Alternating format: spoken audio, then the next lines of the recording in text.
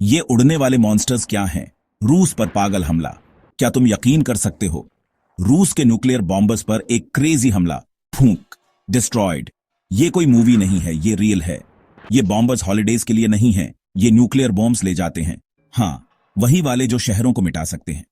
रूस के पास कुछ फेमस वाले हैं। 295 बेयर, पुराना लेकिन टफ, और 2160 ब्लैक जैक, स्लीक और डेडली। ये प्लेन्स रूस की प्राइड हैं, उनके अल्टीमेट हथियार। ये मैटर क्यों करते हैं? क्योंकि इनका मतलब है न्यूक्लियर पावर जो थ्योर तक पहुंच सकती है। जैसे दुश्मनों को थ्योर से पोक करने के लिए एक सुपर लॉन्ग डंडा होना। इन्हें खोना एक ह्यूज ब्लो है। ये सिर्फ प्लेन्स की बात नहीं है, ये पावर की बात है। जब ये बॉम्बर्स गिरते हैं तो ये रूस की स्ट्रेंथ पर एक रियल पंच होता है। दुनिया देख रही है और रूस को गर्मी महसूस हो रही है। ये सीरियस है यार। चलो अटैक के बारे में बात करते हैं। रिपोर्ट्स कह रही हैं कि कई रशियन एयरबेसेस पर अचानक एक्सप्लोजन्स हुए। बूम। ये उन बड़े बॉम्बर्स के घर हैं, जैसे एंगल्स और शायद दायागिलेवो। अटैकर्स को बिल्कुल पता था कि कहां स्ट्राइक करना है। उन्होंने ये कैसे किया? Drones, missiles, sabotage? अभी तक कोई श्योर नहीं है। रूस चुप है, लेकिन वो क्लियरली शॉक्ड है। इंफॉर्मेशन धीरे धीरे आ रही है, जैसे पजल के पीसेस। क्या ये एक क्लीन जॉब था? क्या कोई वार्निंग्स थी? अभी भी अनक्लियर है। लेकिन एक बात पक्की है, ये एक मेजर हिट था। मिस्ट्री गहरी है और थियोनिया जवाबों का इंतजार कर रही है। इस अटैक ने रूस को अंतर तक हिला दिया है। सबसे बड़ा क्वेश्चन, ये किसने किया? ज्यादातर उंगलियां यूक्रेन की तरफ उठ रही हैं, जो रूस के साथ कॉन्फ्लिक्ट में फंसा हुआ है। शायद उन्हें नए लॉन्ग रेंज वेपन्स मिल गए, या शायद नेटो ने इंटेलिजेंस से हेल्प की, या ये कोई इनसाइड जॉब हो सकता है। नाखुश रशियंस, या शायद कोई एक्सीडेंट। कुछ लोग तो फॉल्स फ्लैग की भी फुसफुसाहट कर रहे हैं। रूस दूसरों पर इल्जाम लगा रहा है ताकि वो बड़े एक्शंस को जस्टिफाई कर सके।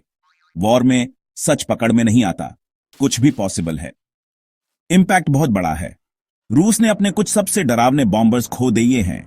उसकी मिलिट्री पावर और प्रेस्टीज के लिए एक जबरदस्त झटका। ये ऐसा है जैसे कोई चैंपियन अपना बेस्ट पंच खो दी। लेकिन ये सिर्फ रूस की प्रॉब्लम नहीं है, ग्लोबल स्टेबिलिटी खतरे में है। जब कोई सुपर पावर घायल होता है तो वो अनप्रेडिक्टेबल हो सकता है, डेंजरस भी। दुनिया टेंस से है, रूस के अगले मूव का इंतजार कर रही है। क्या वो इसे डिनाई करेंगे या जोरथियर पलटवार करेंगे? वो शायद अपनी न्यूक्लियर फोर्सेस को भी अलर्ट पर डालती। ये एक नाजुक पल है, जैसे कांच की गुड़िया। कुछ लोग इसकी तुलना क्यूबन मिसाइल क्राइसिस से कर रहे हैं। शायद उतना बुरा नहीं, लेकिन फिर भी एक वेकअप कॉल। ये रियल हथियार हैं, रियल जिंदगियां थियाओं पर लगी हैं। दुनिया में टेंशन का माहौल है। सब उम्मीद कर रहे हैं कि चीजें कंट्रोल से बाहर ना निकल जाएं। तो अब क्या? दुनिया रूस के अगले मूव को देख रही है। नेटो अलर्ट पर है, यूएन हाथ पैर मार रहा है और मार्केट्स में घबराहट है। सबसे बड़ा डर, न्यूक्लियर एस्केलेशन। न्यूक्लियर बॉम्बर्स पर हमला करना एक अनरिटन रूल तोड़ता है। ये सोए हुए शेर को छेड़ने जैसा है। एक गलत मूव और चीजें तेजी से एस्केलेट हो सकती हैं।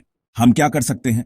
इन्फॉर्म्ड रहो, शांत रहो, रूमर्स पर ध्यान मत दियो, सीरियसनेस को समझो, पीस के लिए प्रे करो और उम्मीद करो कि लीडर्स वॉर के बजाय टॉक्स चुने।